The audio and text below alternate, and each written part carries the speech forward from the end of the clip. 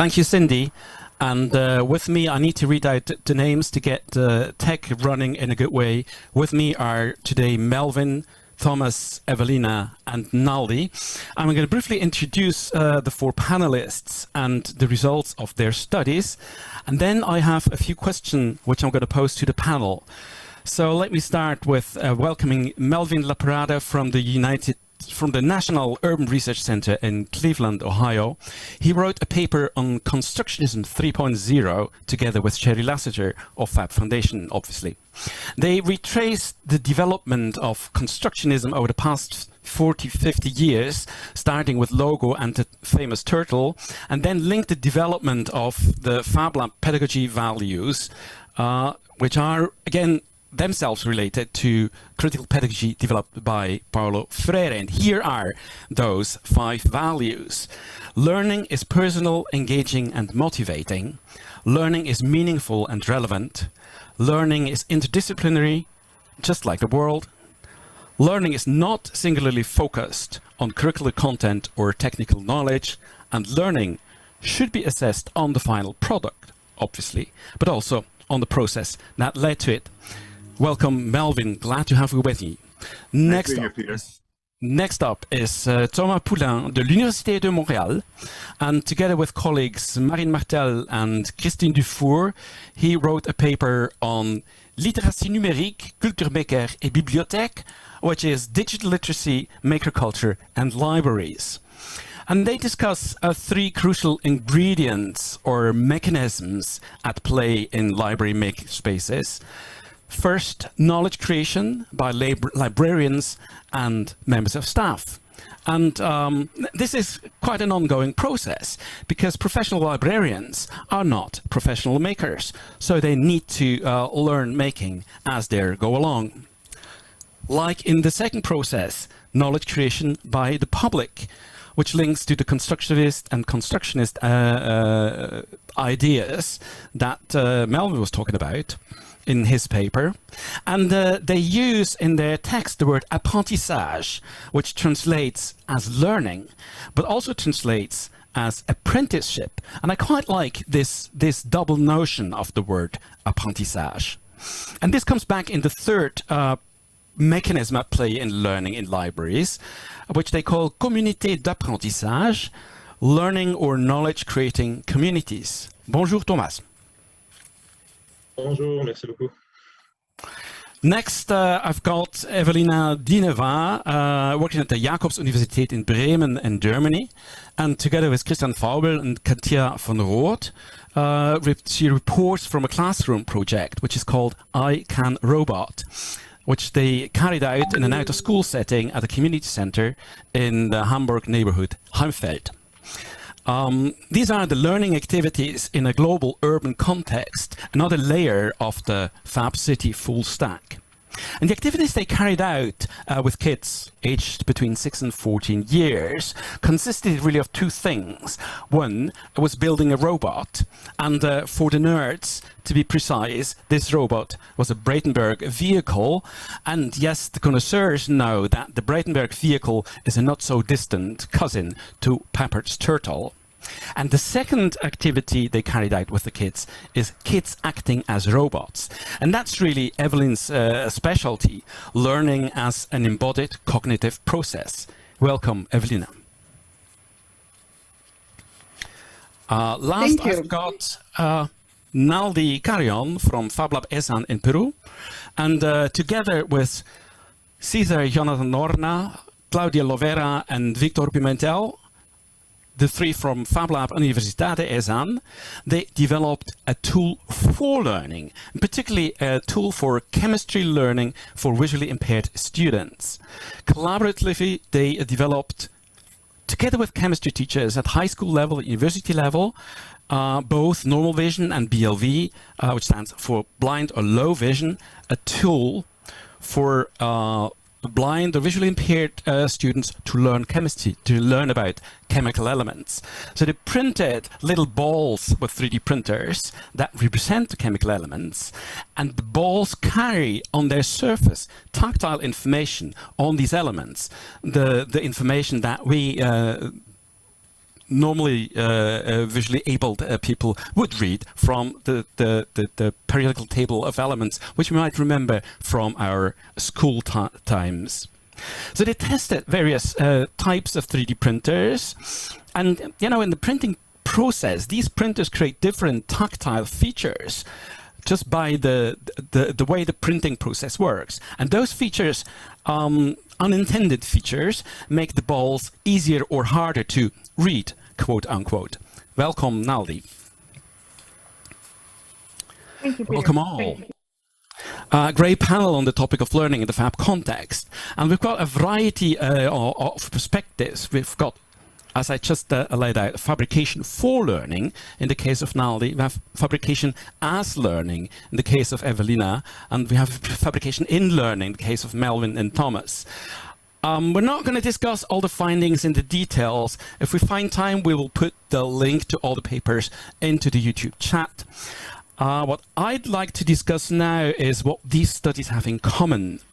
And one thing I noticed when I look at those 4 studies, certainly over the last decade or so, fabrication has achieved a position in learning and education. It's a fact. The future is here. But, as in the quote attributed to William Gibson, it's just not widely distributed. So my question to the panelists, and maybe Melvin, you would want to kick off with your thoughts on that. What can we do to distribute this future more evenly?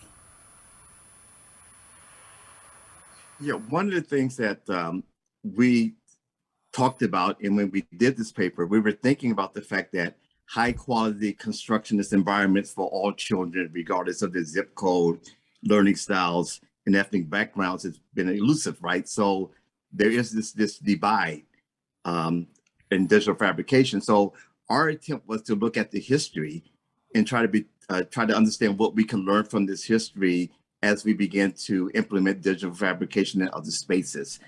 And so I think that what we can do is that we can think about all the lessons learned through this history as we begin to adopt digital fabrications in other spaces.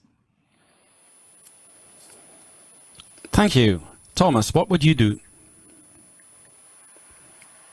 I think public library and libraries in general are an excellent space to democratize and make sure that this kind of learning, this kind of technologies, this kind of, like Melvin said, environment that are taught in a way to foster learning. It's a public good, and it's really in line with the mission of the library to create knowledge in a way that benefits society. And it's really a broader way we need to view our job and reinvent it. And in the paper, I talk about frontier work, and it's a really important concept because it's a job we invent on the go, and by its nature will never be fixed in time because we'll always have to keep learning. And the same need exists in the population. So we need to give the infrastructure, the spaces, not only to learn in school, but to have the infrastructure for lifelong learning and be proficient in the technologies that structure the world. Thank you, Thomas. Evelina. I'd like to give 2 answers to that. So one is really reaching out to community centers, reaching out to the professionals who have contact to communities, who know how to reach out to the communities, who are professional in bringing whatever it is, activity, knowledge, workshops to the people where they live in their daily lives, so distribute it like on the broad scale. And the other one is, it goes back maybe to Boyer, the scholarship of teaching and learning. So basically the same way we approach research, to do the same way to approach education, to really think what are the mediating processes. Do what we do right now, exchange about this mediating processes, why a lot of great teaching happens in Fab Labs, but what exactly and how can we exchange and peer review that? That would be the second answer to that question. Thank you. Thank you. Naldi. Well, I think that what we're trying to do is to identify the barriers that we have, because locally, within regions, we know that there is a gap, right? But we need to understand which are our local barriers. So when we try to to do a project, it helps us to understand which are those things that we need to change.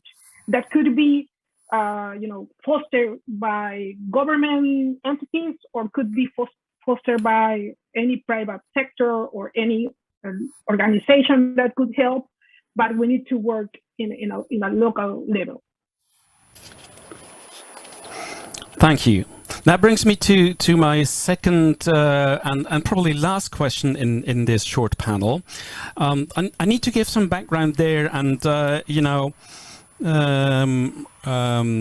Evelina, you just referred to educational scholarship, and I'd like to refer to one particular educational scholar, a Dutch-born professor of educational theorist, now working at the University of Edinburgh in Scotland and at Maynooth University in Ireland, Geert Bista. And he warns about the learnification of education, which is a theme that resonates from Freire, of course. And he postulates that there are three dimensions to education, and we sort of heard of that in the Fab pedagogy values. There are three dimensions. One is qualification, one is socialization, and the third is subjectification. So qualification is, what we normally call learning, what we call the curricular content or the technical knowledge. Socialization is the presentation and representation of cultures, traditions and practices, which has become a very relevant topic in the discussions and questions about diversity, about inclusion, and what recently a book that just came out the other day at MIT called the Techno-Vernacular Creativity. But what I really would like to home in on is subjectification. Subjectification is becoming of a self. So this is not the same as like being an individual or developing an identity. It's more about being and becoming a subject, a grown-up, a development from the infantile pursuit of one's own desires, which we might see in the technology of a market of one, to a development of being at home in the world and being confronted with responsibility, and also the informed but free choice to take that responsibility or walk away from it. So in our theory, my question is as follows. We have shown that fabrication is a contribution to qualification. In your example, Naldi, in your example, Evelina, learning about robots or printing, learning tools. We've also shown that fabrication is a contribution to socialization, a part of Evelina's work, certainly what Thomas is doing in the libraries. Now, the difficult question really is, how can fabrication add to the dimension of subjectification of, how can it contribute to becoming a self, becoming a grown-up, becoming at home in the world? Naldi, you want to try?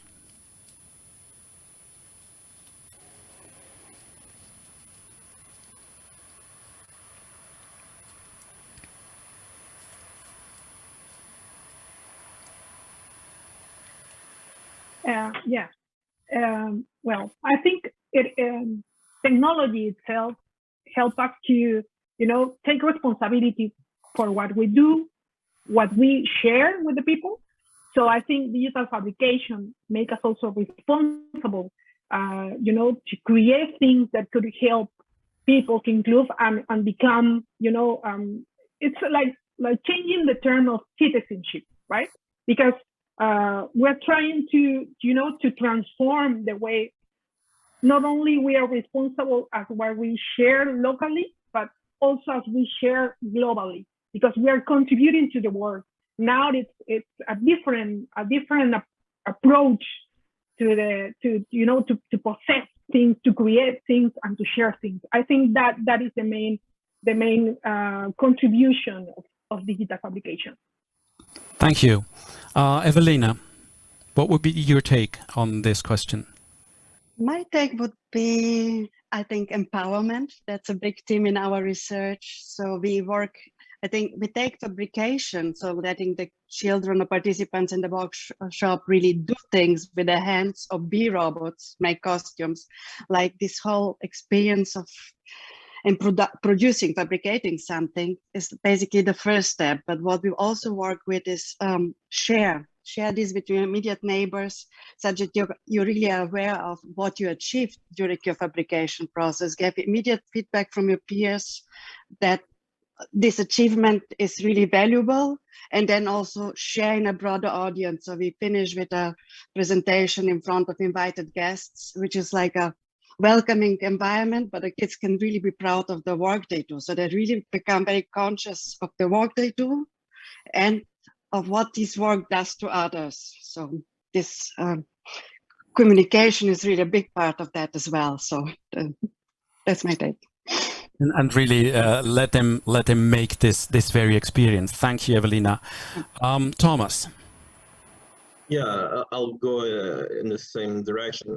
I mean, giving back control on what you learn is basically having control on what kind of person who you become, because you're choosing what to learn to foster which interest.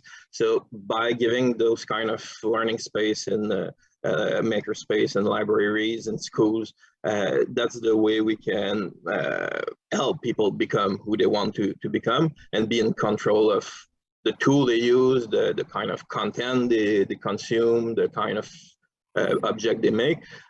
And in terms of skill, it's a subject that come back a lot in professional practice and discussion we have. How can we use, how can we make sure that the skill, the learning that occur in lab is recognized either in a professional setting for employers or in school?